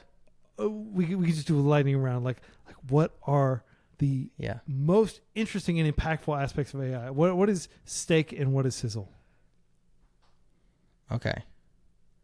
So I've heard the current round of models described as calculators for words, and that stuck with me quite a bit. I think Simon Willison either coined that or told me about it and somebody else coined it. But if you think about them as calculators for words, now you can start to see, especially we're talking language models, I'm not talking image models or sound models, but you can start to really think about them in a way that's very useful. Of course, anything that is generating a prompt for you to be creative around whether prose or code, right? So as starter, autocomplete on steroids, I think, is a really valuable tool for anybody because now you've got steroids, but they're not injected into your body, so they're not going to harm you, right? They could harm your productivity. Too much steroid use can harm your body. Yeah. I mean, they could introduce bad habits. Like I was talking with the Primogen, the YouTube creator, and he said that he found that like he called it the Copilot pause. Like you type something and you just pause and you wait for Copilot to do your job for you. And how it weakened him as a developer. But and I turn that off, honestly. I don't do any autocomplete myself, but I've never been an autocompleter as a coder. I've never been like what do they call it? Not TypeSense. IntelliSense, like tab. I tab complete, but I don't let it like tell me all the functions that are currently available and all that kind of jazz that so many fancy tools provide. Because I do not like the Copilot pause. I really dislike that. I think if I was less set in my ways, a little bit younger, a little bit greener in my development, so this is not for everybody, but for me, I have to stop and then think about something else, which is like somebody else wrote some code I should look at right now.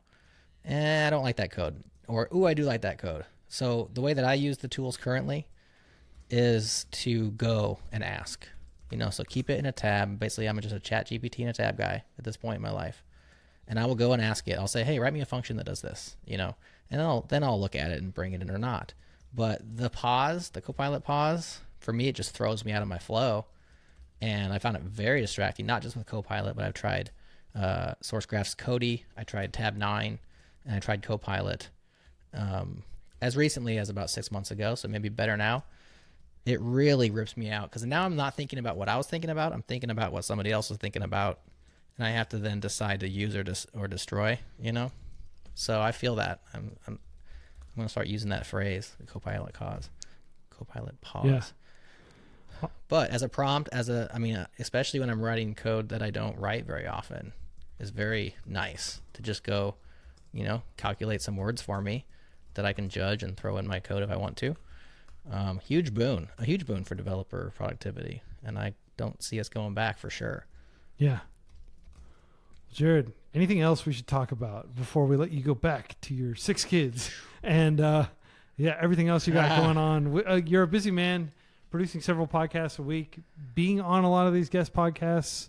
I guess instead of just asking like super open-ended question, let me ask you, what's going on at the Changelog? What are you all most excited about?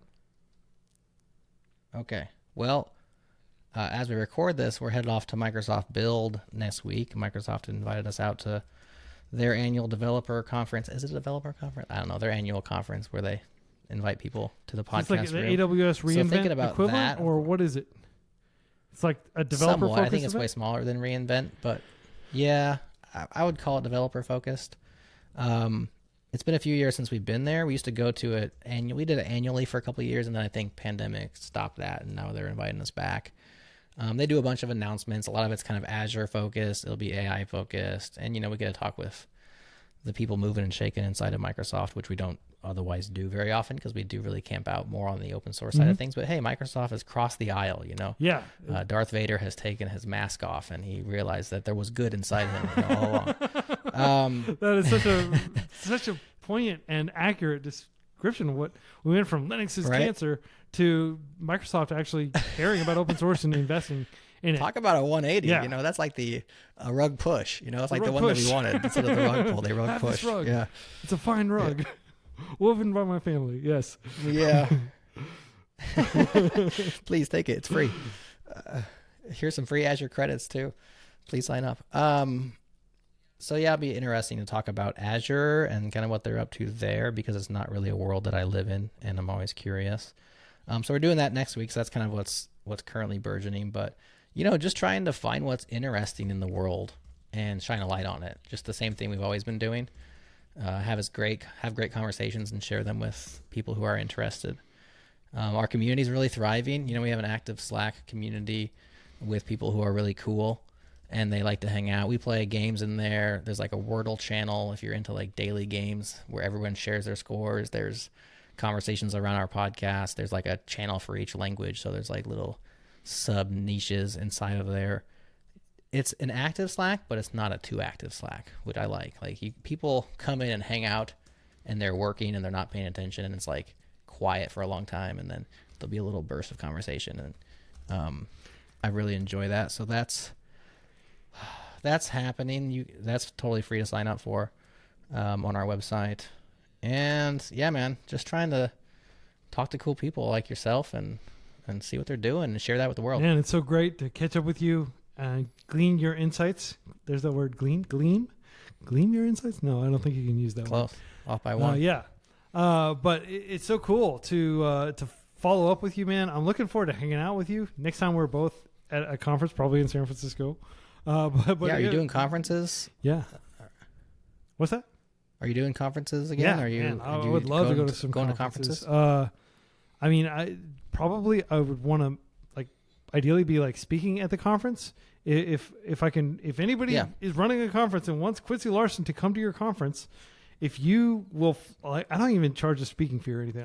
If you'll fly me out and put me in a decent hotel where I can, get 8 or 9 hours of sleep before I go on stage, let me know. I'm open to it. Just reach out to me because I do enjoy meeting people. I enjoy learning from people, and I enjoy having opportunities to be in the same, under the same giant roof as Jerod and be able to catch up with him. Yeah. Right. And, potentially eat a steak. So, yeah. Yeah. Yeah. And I'm just learning so much from you, man. And it's both from your podcast and from this past, hour and a half conversation you and I just had. And I'm just so thrilled and relieved that you and Adam have figured out a way to make this work. You've built a business over the years through, relevant ads. That's one of the things is I listen to a lot of podcasts and it's just these terrible Spotify ads, for random, products and services that I have no interest in. But I actually really, a lot of the ads we've heard on Changelog, that's probably influenced decisions that we make around SaaS products and stuff because they're hip enough to realize Jerod's podcast is worth advertising on, then that means they probably actually know about open source. They probably actually care about contributors. It's not just, a bunch of salespeople trying to jam unnecessary products down people's throats, right? So yeah, and we're picky as well. Yeah. Like we have the great privilege of being able to pick and choose who we work with. So we're not going to take money from a company that we wouldn't want our listeners to know about. And so because of that, our ads are pretty relevant. We do have a membership which people sign up for, which you can make the ads disappear. It's like a direct support kind of a thing. And so we like that as an option. We have people who sign up for that and they're like, hey man, just happy to support you guys, but can I turn the ads back on? Because I kind of appreciate your ads. I find out about new products that way. And we're like, sorry, dude, you made them disappear. You can't do it. Like, you can still subscribe to the public feed, but it's not how we designed the program. It's kind of funny. That's a weird edge case. I am a Changelog Plus member. I think I have been for several years. Nice. And I think so. I appreciate your support. Frankly, I just listen to the ad feed myself. I haven't never bothered getting the ad free feed. So you're one of those. You're a supporter that just supports us, but you don't actually listen. If the ad is interesting, I'll listen to it, or I'll just double tap on my little iPod skip thing. it. But on a whole, I've learned about interesting things. And sometimes your little interview segments with the founder or some person like the CTO of some company. Yeah, it is interesting. It's the extra content that I'm getting that I didn't even ask for or even know I wanted. But yeah, man, I'm so glad you all are making this work and that you're out there not just reporting what's happening, but kind of advocating for open source. You seem to care about the fabric of the community, and to the extent that you're raising awareness of rogue polls and things like that, and kind of, I'm not going to say naming and shaming because you're very diplomatic in how you do it, but just advocating for developers, advocating for people who volunteer their time to contribute to open source. And again, a huge shout out to the thousands of kind folks who donate their expertise to our charity in our community through open source contributions. I mean, this is what separates the developer community from everybody else. Whenever people are coming into tech, they're like, I can't believe people are so forthcoming with information. There's so much free learning resources, and people are so chill, they'll just help you out, right? You go to a conference and people are eager to help you out. This is part of hacker culture that goes back to the 1970s, right? If you read Hackers, Heroes of the Revolution, information wants to be free, right? That kind of ethos. The full quote is, information wants to be free. It also wants to be expensive, right? And that's why, you have people making those decisions hey, we've got valuable information. We've got valuable software. Let's change the license and make people give us, enterprise, pay for enterprise licenses to use this and stuff, right?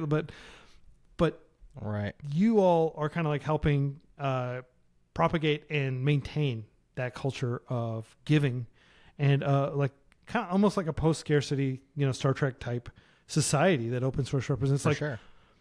And for that, I applaud you, sir. Well, thank you. I appreciate that. Oh, you're literally applauding me. Yeah, I'll do the quick golf clap. I don't want to disturb anybody who's listening. But yes, I greatly value the work, and I literally directly support you with my own funds. This is not coming from freeCodeCamp. This is coming from my own wallet. And keep it up, man. Thank you. I appreciate your direct support. I appreciate you bringing me on the pod. I can give back the exact same kudos, maybe even to a magnified extent, because your impact has been so massive. It's amazing to see.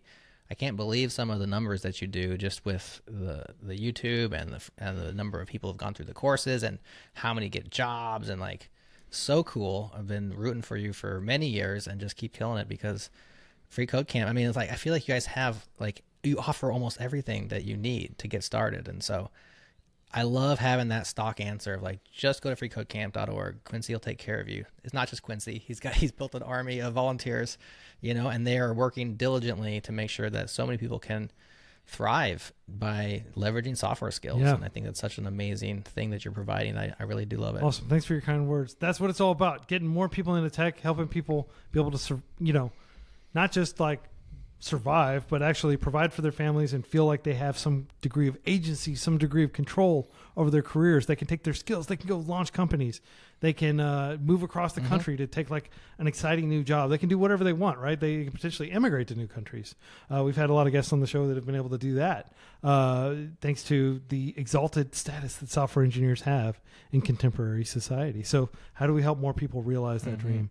And again, we're doing a lot of the ground level education. You're doing a lot of the continuing education, and you're continually educating me about developments in open source. Going deeper, going longer. Yeah. All right. Well, hey, everybody. Well, like I said, appreciate you. Yeah. I hope everybody enjoyed listening to this conversation with Jerod. Be sure to check the links below. Listen to that podcast that we linked. Is the OSI, the rep, the open source initiative. That's going to be a really cool podcast that I'm going to listen to later today when I'm going for a walk. And until next week, everybody, happy coding.